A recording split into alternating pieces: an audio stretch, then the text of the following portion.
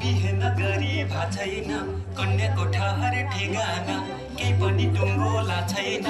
यसपालि हिउँदो महिनामा बिहे नगरी भा छैन कन्याको ठहर ठेगाना केही पनि टुङ्गोला छैन पोरी बाटी खट्ट कपाललाई